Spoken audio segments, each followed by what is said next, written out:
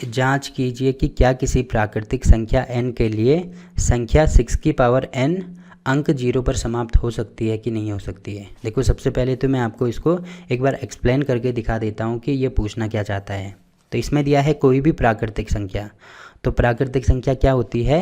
जो 1 से स्टार्ट होती है, यानी 1 2 3 4 5 ऐसा करते जो अनंत तक जाती है। ठीक है, तो n की वैल्यू इनमें से मैं कुछ भी रख सकता हूँ। तो यहाँ पे दिया है संख्या 6 की पावर n। तो यहाँ पे 6 की पावर n का मतलब क्या होगा कि 6 की पावर n की वैल्यू मैं 1 भी रख सकता हूँ, 2 भी रख सकता हूँ, 3 भी रख सकता हूँ, कुछ भी रख सकता हूँ। तो पहले अगर मैं 1 रखता हूँ तो यहाँ पे होगा 1। फिर अगर मैं 2 रखता हूँ तो देखो, अगर मैं 6 की पावर 2 रखता हूँ तो यहाँ पे होगा 2। फिर 3 रखता हूँ तो 6 की पावर 3। फिर ऐसे करते 4, ऐसे करते करते आगे बढ़ता जाएगा। तो हमें ये चेक करना है कि ये जो संख्या है ये कहीं पर 0 पर समाप्त होगी कि नहीं होगी। 0 पर समाप्त होने का मतलब इसका इकाई का अंक 0 आएगा कि नहीं आएगा। देखो, अगर मैं पहली संख्या ट्राई करता हूँ तो 6 की पावर 1 का मतलब होता है 6। तो देखो, इसमें इकाई का अंक तो 6 आ रहा है, तो जो कि 0 के बराबर नहीं है, मतलब ये तो नहीं होगा। वैसे अगर मैं इसका स्क्वायर करता हूँ तो 6 का स्क्वायर यानी 6 गुणा 6, तो यहाँ पे हो जाएगा 36। यहाँ पे भी इकाई का अंक 6 आ रहा है जो कि 0 के बराबर नहीं है।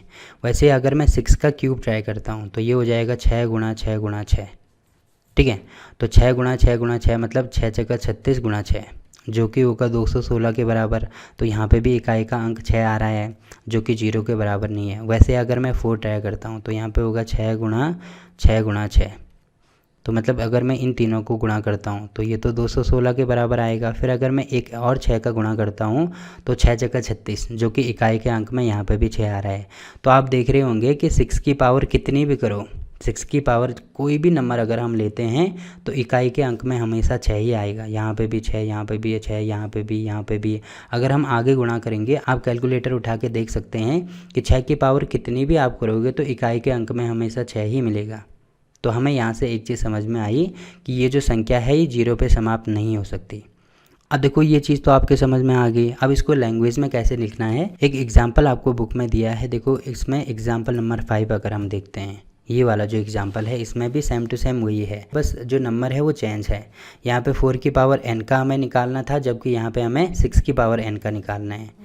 तो अगर मैं इसको एक बार मिटा के एक बार ढंग से आपको समझा दूँ तो ये चीज़ तो आपके समझ में आ गई होगी। तो इसको मैं यहाँ से मिटा देता हूँ। ठीक है, अब देखो आपको पेपर में कैसे इसको सॉल्व करना है। सबसे पहले स्टार्टिंग में आप यही लिखेंगे कि यदि किसी संख्या n के लिए संख्या यहाँ पे लिखनी है, यहाँ पे लिखना है 6 की पावर n। 6 की पावर n 0 पर समाप्त होगी तो वह 5 से विभाज्य होगी। ठीक, इतना लिख दिया।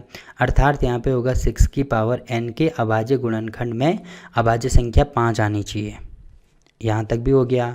यह संभव नहीं है क्योंकि, अब देखो यहाँ पे क्योंकि के बाद ये लिखा हुआ, तो इसको आप ऐसे नहीं लिखेंगे, यहाँ पे इसको अलग अलग करेंगे। तो इसके अगर मैं अभाज्य गुणनखंड निकालता हूँ तो यहाँ पे है 6 की पावर n, जिसको मैं देखो 6 को मैं लिख सकता हूँ 2 गुणा 3, तो इसकी पावर n हो जाएगी। तो यहाँ पे मैं ऐसे लिख सकता हूँ 2 की पावर n इंटू 3 की पावर n, क्योंकि ये जो n है ये पावर होल में है। तो होल में होने का मतलब इसकी भी पावर हो जाएगी, इसकी भी पावर हो जाएगी। जैसे अगर यहाँ पे मैं लिख सकता हूँ, अगर मैं n की वैल्यू कुछ भी मान लो 2 मानता हूँ, तो यहाँ पे क्या हो जाएगा 2 इंटू 3 की पावर 2, जो कि 3 गुणा 6 यानी 6 की पावर 2 होती है, जो कि 36 के बराबर होती है। बट अगर मैं इनको अलग अलग करके लिखूँ तो अलग अलग करने का मतलब, अगर मैंने यहाँ पर लिख दिया 2 की पावर 2 इंटू 3 की पावर 2 तो भी 36 ही आएगा। देखो कितना आ रहा है, 2 की पावर 2 मतलब 4 गुणा 3 की पावर 2 मतलब 3 की पावर 2 मतलब 3 गुणा 3, तो ये होगा 9। तो 9 चौको यहाँ पे भी 36 ही आ रहा है। तो मैं इसको ऐसे करके लिख सकता हूँ। तो ये मैंने इनको अभाज्य गुणनखंड में तोड़ दिया। तो यहाँ पे इसकी जगह पे हम ये लिखेंगे। ठीक है, इसी कारण यहाँ पे होगा 6 की पावर n के गुणनखंड में केवल अभाज्य संख्या 2 और 3 ही आ सकती है, क्योंकि यहाँ पे क्या आ रहा है, एक तो 2 आ रहा है, एक 3 आ रहा है। तो अभाज्य संख्या 2 और 3 आ सकती है। अब आगे लिखेंगे, अंकगणित की आधारभूत प्रमेय की अद्वितीयता हमें यह निश्चित कराती है कि 6 की पावर n के गुणनखंड में 2 और 3 के अतिरिक्त और कोई भी अभाज्य गुणनखंड नहीं है। इसलिए ऐसी कोई भी संख्या n नहीं है जिसके लिए 6 की पावर n अंक 0 पर समाप्त होगी। तो ये चीज़ आपको इसमें लिखनी है। ठीक, तो ये वाला क्वेश्चन भी हो गया।